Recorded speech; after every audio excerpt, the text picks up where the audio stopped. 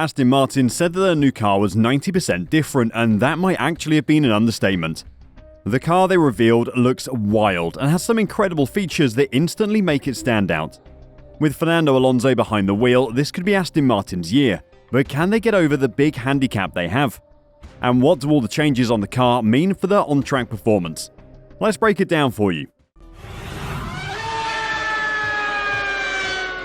The AMR23, that's Aston Martin's 2023 car, has pundits and fans more excited than any other car revealed so far. And I am saying that after seeing Ferrari's 2023 Challenger. The car looks completely different to the one that got wrapped up at the end of 2022. But has it changed for the better? From the front wing to the side pods to the rear wing, everything looks so different to anything we've seen before. You can see the inspiration from Mercedes and Red Bull in places, but this is very clearly a step beyond anything those two teams did last season. And they did all of this with a handicap of buying parts from Mercedes. Buying parts from Mercedes means that Aston Martin has to design certain parts of the chassis with Mercedes in mind, basically hamstringing their aero team. Normally they'd be able to change the shape of things like the gearbox to accommodate a change in the chassis, or the rear end aero design, but they haven't been able to do that, which makes the massive changes even more impressive. The gearbox especially, which Aston Martin does buy from Mercedes, has a huge influence on the rear end of the car and the chassis design. It was Mercedes' poorly designed chassis that caused them so many problems last season, the most obvious of which was porpoising. The obvious logic is that Aston Martin would have to solve this problem caused by using the Mercedes gearbox, but apparently that isn't the case. Aston Martin Technical Director Dan Fallows denied that was a handicap for Aston Martin. "We're very fortunate to have a partnership with Mercedes and to be able to use their expertise in our car," Fallows said. "Honestly, it hasn't been a handicap for us at all having their parts. It's been a big boost for us. They clearly do their own development. We have to be able to put our aerodynamic surfaces on their rear suspension as well, so it's not entirely theirs from an aerodynamic point of view. So no, honestly, I don't think it's a handicap for us at all." Mercedes' suspension setup was thought to be a big contributor to their porpoising problems. Red Bull and McLaren, who used the other suspension option, had the least porpoising on the grid by a long way.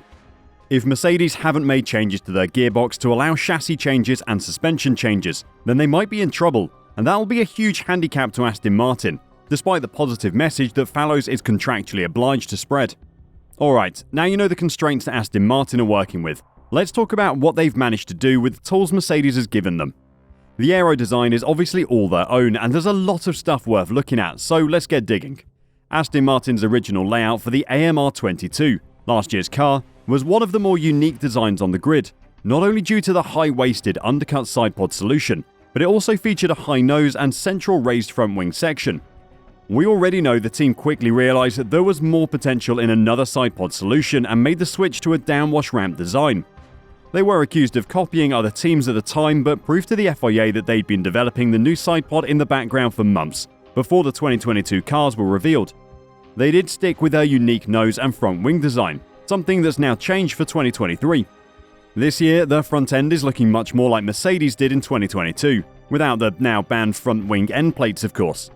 Let's start off by breaking down the new sidepods, which are the Frankenstein's monster of sidepods.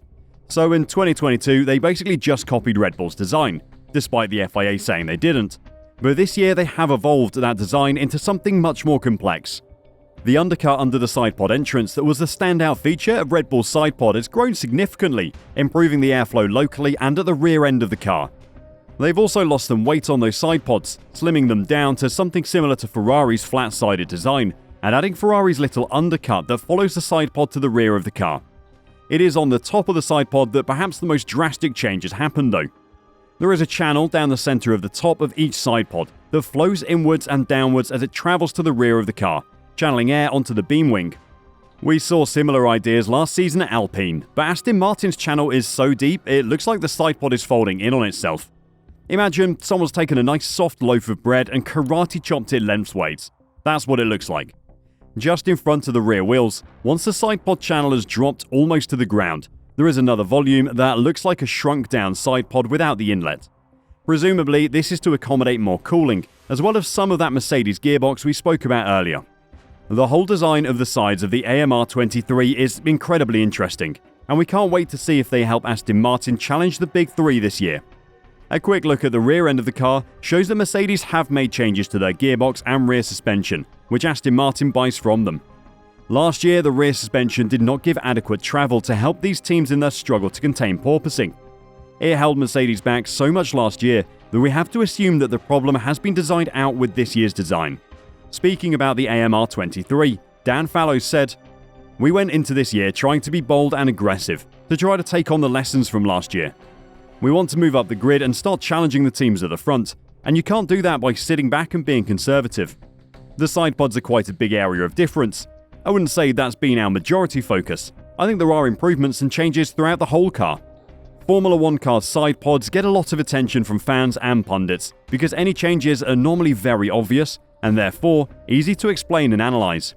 If you listen to the designers of the cars though, they'll tell you that it is work done elsewhere that normally makes a far bigger difference to overall performance. The Mercedes Zero Pod is a perfect example of this. They were instantly rubbished by many fans and pundits because the W13 wasn't good, but the reality was that they were definitely not to blame. Fallows continued by saying, "There's obviously quite a lot you can't see. Underneath the skin, there's quite substantial engineering improvements to a lot of the mechanical components, as well as the aerodynamics. There's obviously a lot of other aspects of the aerodynamics, which I'm rather hoping you can't see as well, just yet. So while the side pods are an obvious thing from a visual point of view, that's one of the areas that we've worked on. But I think it does demonstrate the sort of quite aggressive approach we've taken to this development of this car. The optimistic fans among us and those that want to see someone shake things up at the top of the sport should be encouraged by what Aston Martin have shown. In Formula 1, you don't change for the sake of change. You innovate and improve, and everything has purpose, so Aston Martin could be the shock of the year from what they've shown. Mistakes do happen though, so I'm not betting anything on that prediction until we see them on track. Fernando Alonso is more openly optimistic though. He says he's convinced the Aston Martin team he's joined this year will become winners in Formula 1 in the future. Alonso said he believed there was a possibility he could eventually win races and a third title with the team. "I don't think this year, I'm honest on that," said Alonso. "I cannot say to anyone we'll be fighting for victories this year, but I want to have a good car to start with, and maybe in the second part of the year we can get closer if there is an opportunity, changeable conditions, something that when the opportunity comes we'll not miss it. We have more possibilities to fight for wins and podiums next year if we have a good baseline this year." Alonso's playing it cool for now, but that doesn't mean that Aston Martin can't shock everyone this year with a podium or two. With Fernando hungrier than ever after his brutal exit from Alpine, he could push the team to new heights this season. When they pick up a podium at the season opener in Bahrain, remember you heard it here first. Do you think Aston can challenge for podiums, or is all that change going to amount to nothing on the track? Let us know your opinions in the comments, and on your way down, don't forget to subscribe in preparation for the 2023 season. Until next time, drive safe and bye for now.